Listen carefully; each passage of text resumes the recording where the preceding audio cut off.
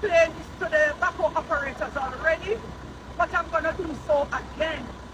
I want you to walk and look at the undermining of this flat bridge. Once water is allowed to come here, it is going to do this. Eat away at the foot of the bridge. Take a look across. Which means that if you're not careful, you lose this. But though nobody cannot cross it, you are currently able to cross because you still have the flat bridge.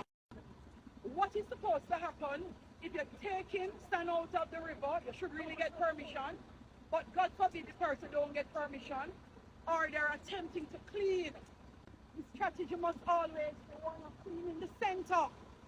So what you're doing is protecting the land to one side, the land to the other side, and you're literally protecting the land that is holding this bridge. Every single time I come, the cleaning causes the water to turn here and to turn on the other side. This ultimately is going to move this bridge.